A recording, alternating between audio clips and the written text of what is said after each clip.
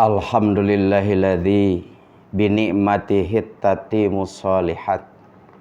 Asyhadu an la ilaha illallah wahdahu la syarikalah wa asyhadu anna Muhammadan abduhu wa rasuluhu alladzi la nabiyya ba'dah. Wa qala Allahu ta'ala fil Qur'anil Karim, a'udzu billahi minasyaitonir rajim. Wa ma atakumur rasul fakhudduhu wa ma nahakum anhu fantahu wattaqullah innallaha syadidul iqab. Para pemirsa Az-Zikra yang berbahagia, di zaman Rasulullah, dalam suatu hadis yang diriwayatkan oleh Imam Bukhari, hadis ini diterima dari sahabat Anas bin Malik. Kata Anas bin Malik, Ja'a salah satu rahtin ila buyuti ajwajin Nabi sallallahu alaihi wasallam. Kata Anas, ada 3 orang pemuda yang datang ke rumah istri Nabi Shallallahu Alaihi Wasallam. Siapakah pemuda itu? 3 pemuda itu adalah pemuda yang ahli ibadah. Salah satu rahtin. Untuk apa ketiga orang tersebut datang ke rumah Nabi? Kata sahabat Anas, yas'aluna an ibadatin Nabi Shallallahu Alaihi Wasallam. Mereka bertanya tentang bagaimana ibadah Rasulullah Sallallahu Alaihi Wasallam. Karena apa? Karena 3 orang tersebut ingin ibadahnya baik, ingin ibadahnya sukses, ingin dalam beribadahnya mendapatkan nilai terbaik. Sehingga dia datang ke rumah Nabi Sallallahu Alaihi Wasallam. Tidak salah ketiga orang tersebut untuk bertanya tentang ibadah Rasulullah. Dalam hadis itu dikatakan, palama ukhbiru ka'annahum taqalluha. Ketika disampaikan oleh istri Rasul, yang dalam riwayat lain dikatakan yang didatangi adalah rumahnya Siti Aisyah. Lalu Siti Aisyah menyampaikan bagaimana Rasulullah ibadah setiap hari.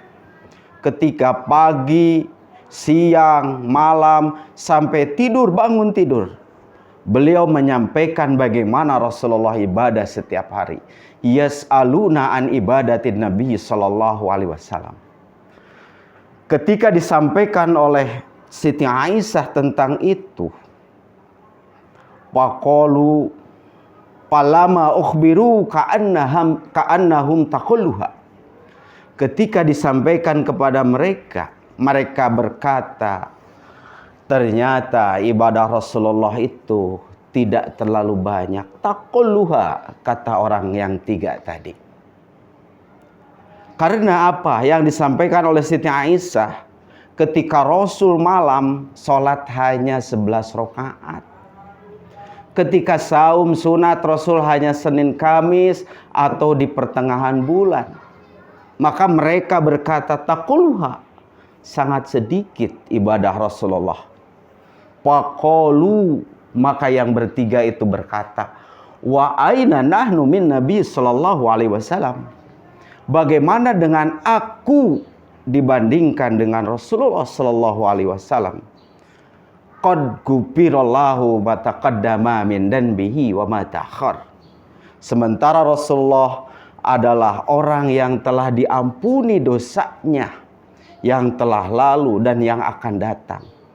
Makanya orang itu berkata, fa'aina nahnu, bagaimana dengan kami? Rasulullah walaupun ibadahnya tidak terlalu banyak menurutnya, tapi beliau Rasulullah sudah dijamin masuk surga. Makanya orang ketiga itu berpikir, kita harus ibadah lebih baik daripada Rasulullah.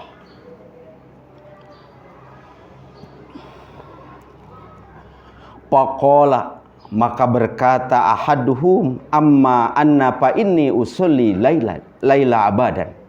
Maka yang satu berkata, aku akan sholat semalam suntuk.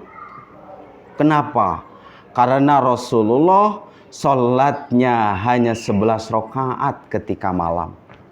Kita tahu dalam Ramadan saja kita melaksanakan tarawih di jamiah kita saja. Ketika kita sholat isya sampai tarawih, kadang ada kultum.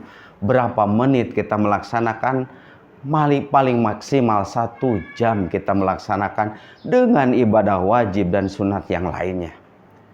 Seandainya orang ini sholat semalam suntuk, kita bisa bayangkan berapa puluh rakaat orang ini melaksanakannya.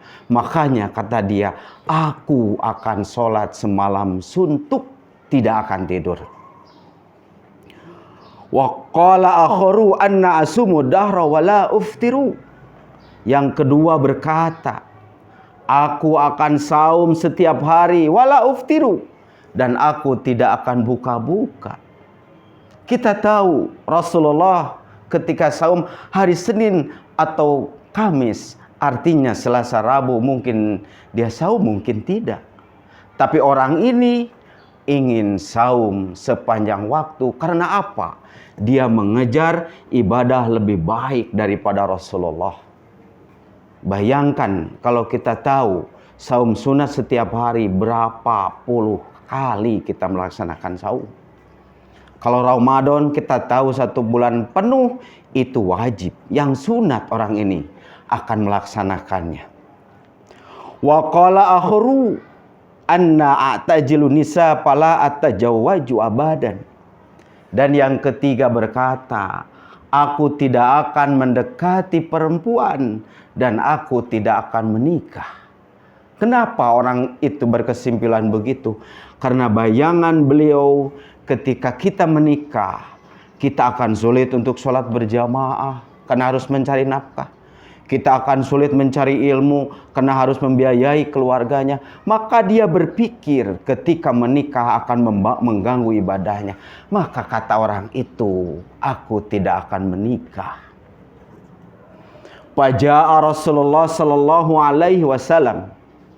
Ketika itu datanglah Rasulullah sallallahu alaihi wasallam, kata sahabat Anas bin Malik, ilaihim, kepada mereka yang bertiga.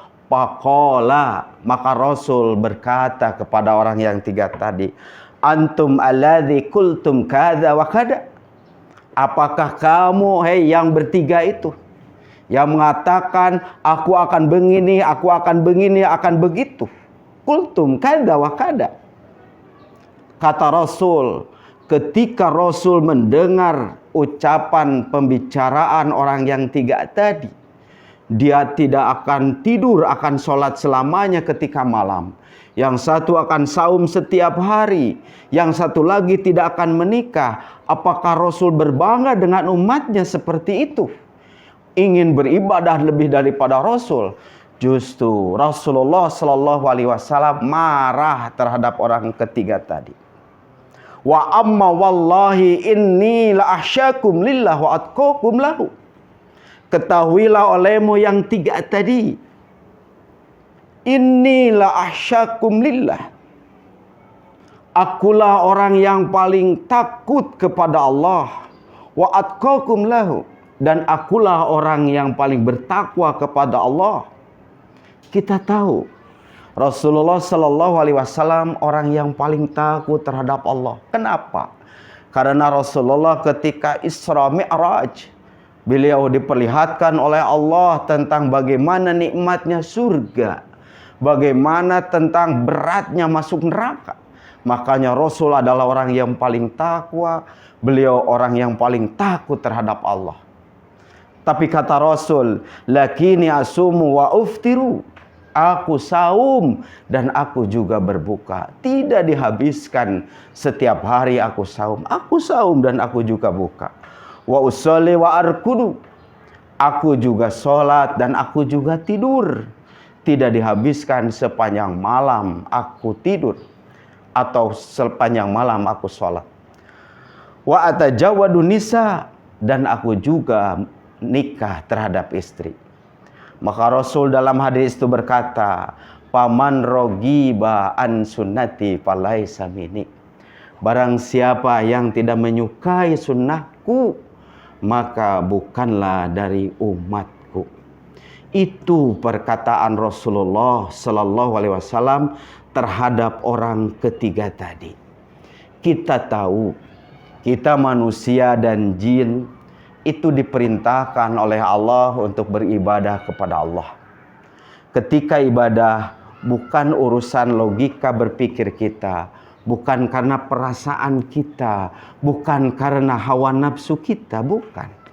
Ibadah adalah perintah Allah yang dicontohkan oleh Rasulullah Sallallahu Alaihi Wasallam. Makanya Allah mengatakan dalam Al-Quran, laqad kana lakum fi rasulillahi uswatun hasanah liman kana yarjullah wal yaumil akhir wa dzakarallaha katsiran, kata Allah. Telah terbukti dalam diri Rasul adalah ada suri toladan contoh yang terbaik bagi kita semua. Dan barang siapa yang ingin bertemu dengan Allah, selamat di hari kiamat, kata Allah, maka kalian harus banyak berzikir kepada Allah. Artinya dalam beribadah mengikuti Rasulullah. Dalam Quran surat Al-Imran Allah juga mengatakan, kul in kuntum tuhibbunallah fattabi'uni yuhibbukumullah wa yaghfir lakum dunubakum wallahu ghafurur rahim. Kata Allah, kul, katakanlah olehmu wahai Muhammad, in kuntum tuhibbunallah, seandainya kamu sekalian mencintai Allah, fattabi'uni, kata Rasul, ikutilah aku. Yuhibbukumullah wa yaghfir lakum dunubakum, Allah akan mengampuni dosa-dosamu. Allah akan mencintaimu dan Allah akan mengampuni dosa-dosamu. Wallahu ghafurur rahim, dan Allah itu Maha Pengampun lagi Maha Penyayang. Ikhwatu iman rahimakumullah yang berbahagia. Dalam momentum Ramadan ini, di masjid-masjid, terutama di jamiah kita sekalian, kita ada tadarus, ada kajian keilmuan. Itulah bulan untuk menambah, memperbaiki, membaguskan tentang ibadah kita. Jangan merasa cukup dengan ibadah yang kita lakukan. Banyaklah belajar, dan banyaklah belajar. Dan kita harus mengikuti apa yang dicontohkan oleh Rasulullah.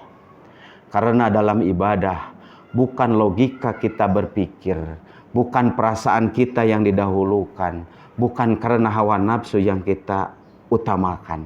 Tapi dalam ibadah, bagaimana mengikuti ittiba terhadap Rasulullah Sallallahu Alaihi Wasallam. Dalam muqaddimah tadi, dalam surat Al-Hasr, Allah mengatakan, wa ma atakumur rasul fakhudhu wa ma nahakum anhu pantahu. Kata Allah, yang datang dari Rasulmu fakhudhu, maka ambillah olehmu sekalian. Wa ma nahakum anhu pantahu, dan Rasul melarangnya, maka jauhilah oleh kita sekalian. Kuncinya untuk mendapatkan kebahagiaan dunia dan akhirat, kita selalu taat kepada Allah, kita selalu ikuti ajuran Rasulullah, dan kita selalu menjauhi apa yang dilarang oleh Rasulullah Sallallahu Alaihi Wasallam. Makanya dalam ibadah, para ulama mengatakan ibadah itu ismun jami'un ma yuhibbuhullahu wa yardahu minal aqwali wal amali dohiroti wal batinati. Yang dinamakan ibadah Allah, segala sesuatu, segala urusan, segala pekerjaan, segala yang dilakukan oleh kita, yang Allah mencintainya dan Allah meridhoinya. Kuncinya Allah harus cinta kepada kita yang kita lakukan, dan Allah meridhoi yang kita lakukan, baik dari ucapan kita, baik dari pekerjaan kita yang kelihatan ataupun yang tidak kelihatan. Rupanya cukupkan sekian saja. Mohon maaf atas segala kesalahan, kekurangan. Itu dari kesalahan kami, yang benarnya dari Allah dan Rasulnya. Rabbana hablana min azwajina wa dzurriyyatina qurrata a'yun waj'alna lil muttaqina imama. Rabbana atina fid dunya hasanah wa fil akhirati hasanah wa qina adzabannar. Aqulu qouli hada wastaghfirullaha li wa lakum. Wassalamualaikum warahmatullahi wabarakatuh.